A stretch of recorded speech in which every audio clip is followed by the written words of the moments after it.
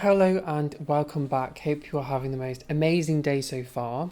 Hope you are comfortably sat down, titties are firmly strapped in because the tea today is spicy. Spice. So, there's been this whole drama across the internet with this account called Makeup Crazy, like cray, and then a Z at the end. Basically, they've done this post about Jeffree and it's just turned into a whole drama. Everyone's been talking about it because she's done this post talking about how like she's not fully cruelty free, but she appreciates cruelty free brands and she recommends his lipsticks, but kind of turning a blind eye to like the whole racism thing. And that's why people have been really angry about it. So obviously, I'm making this video now and I'm fully aware that I just used the word racism, which means that this is a controversial video, which means the YouTube algorithm is listening to what I'm saying and has probably already demonetized this video. But anyway, I'll just continue. This is the photograph. It's a repost of a Jeffree post that was posted on his Instagram of him lying inside a big fly trap and he's sort of wearing an outfit and got some hair. And you know, the first thing I thought when I saw this photograph, I don't mean to say this in a bitchy way, but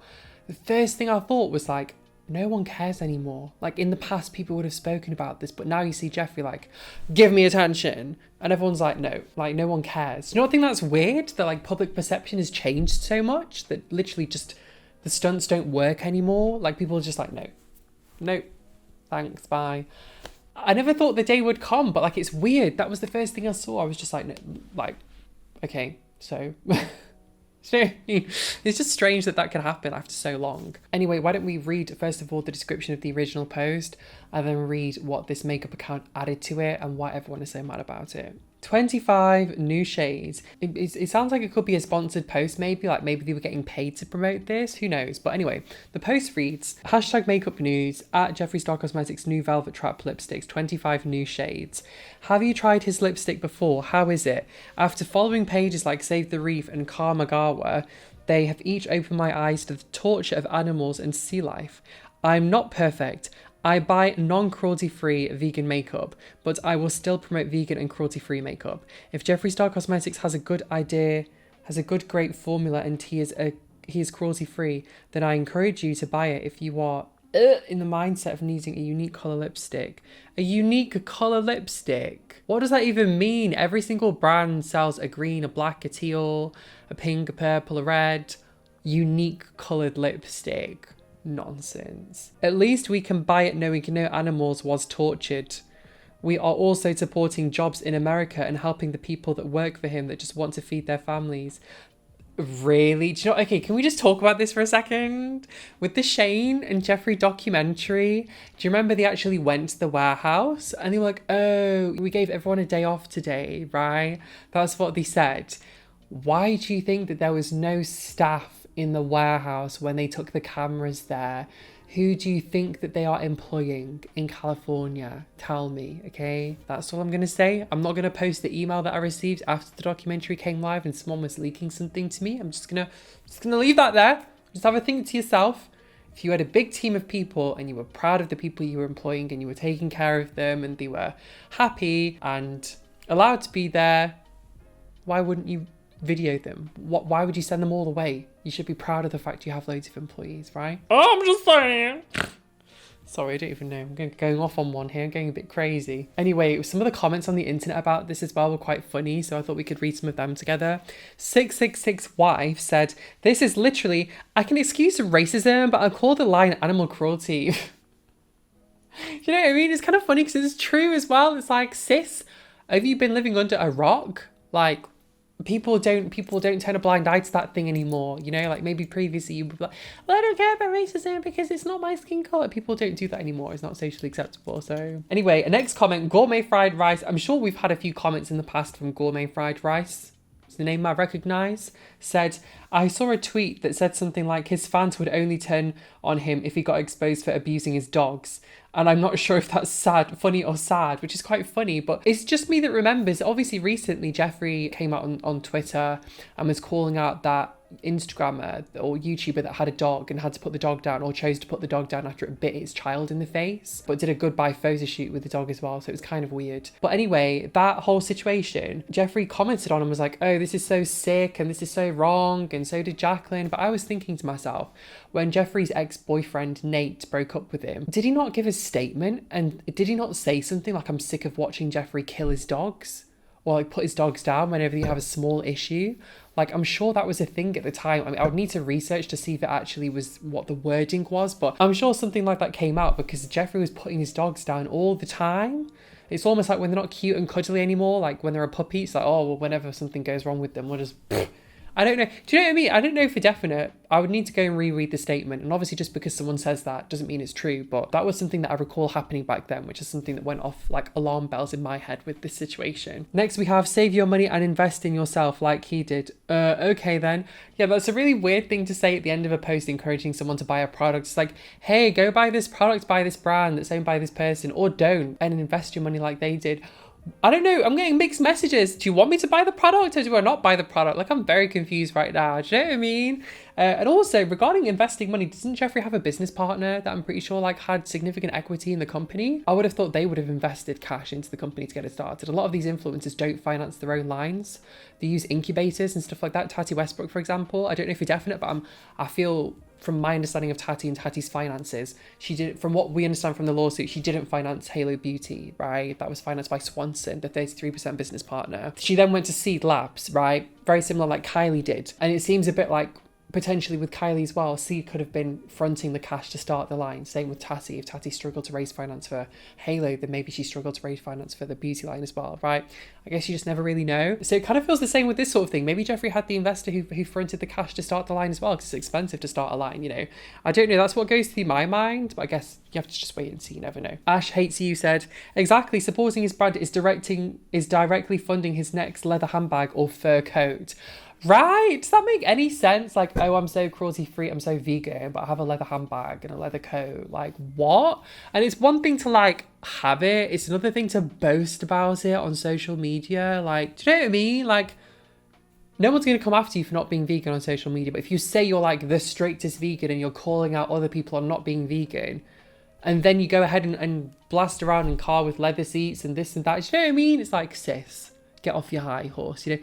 It was like Carly Bible a while ago. She was like, I'm so vegan everything, I'm gonna appropriate a Hindu symbol and turn it into the logo for my own brand, years ago. And then she was driving around in a car, I'm pretty sure that was animal products used in the tires of the car. She had leather seats. I was like, sis, you know, half your bloody wardrobe. Really? Are we going to play this game? Do you know what I mean? Influencers have such double standards. Booty the Staffy said, not only that, but using like albino alligator skin. Wasn't there a time where he was in trouble or complained about the laws where they couldn't use certain animal carcass? I don't know. Feels like everything with him. It's performative. Exactly. Performative activism is a word that comes to mind, right? Exactly with all of these influencers, Nikita, you know, Jeffree, Manny, Kylie, Kendall, all of this, it's very performative in front of the camera. Someone said, I love that the only nice thing they can find about Jeffree Star's products is that they're cruelty free. That was such a low bar to pass and it's the only positive thing left. But I agree with everyone pointing out that he buys an F ton of animal products with his cruelty free makeup money. So it really doesn't even pass that bar either. Sad. Do you know what I mean? Right? Is it just me that's feeling this? Like, oh, cruelty free brand. P.S. I'm going to use the money to kill some animals. What?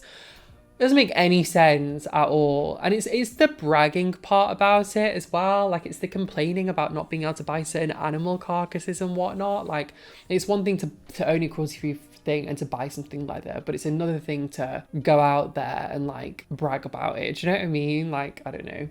And also, can I just say, like, yes, there are a lot of terrible leatherette materials out there, absolutely, that really don't, you know, that are really terrible and fall to pieces, but there are some really, really high quality, like faux leatherette materials out there. That's personally what I tend to buy.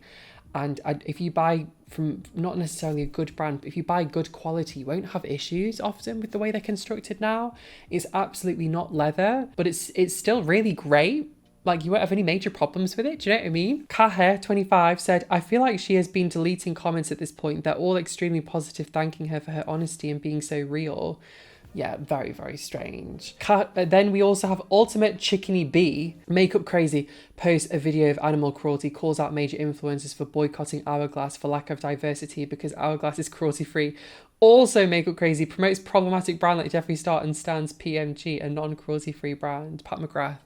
Pat McGrath is non-cruelty free. Oh, I didn't know that. Damn, is Pat McGrath non-cruelty free? Someone else loves him and she only buys cruelty free makeup. That's crazy. I never would have thought Pat McGrath wasn't cruelty free. Wow. Anyway, what do you think about this entire situation? If you're enjoying the video, by the way, be sure to smash the like button. Every time you do, a titty flies into space. I'm going to show you a quick video now. This is my downstairs bathroom right now. It's been completely gutted. It's a really fun process. I'm in an Edwardian house I bought maybe 8 months ago, but I kind of hibernated over winter because I had no heating. I didn't do too much, but now I'm really getting my teeth into it. And also, I'm really excited. Obviously, like when I have free time, I do tend to renovate both of my parents' houses individually. So I've already renovated most of the upstairs of my mum's house. I ripped out a bedroom, fitted everything myself, the coving, the chandelier, the ceiling rose, painted the walls, channeled a wire into the wall for the TV. So it's like I put a TV that's like floating and stuff, and other rooms as well in the house as well. And I like designing as well. I'm really into interior design and colour schemes and stuff like that.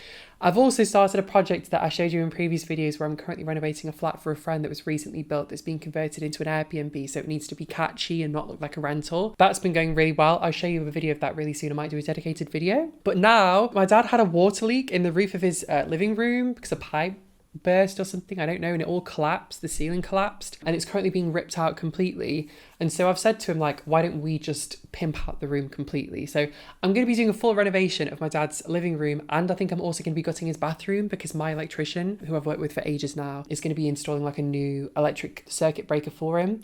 And that means that he's got more power for the shower, so we can have a big powerful shower, because right now it's like one of those low powered showers.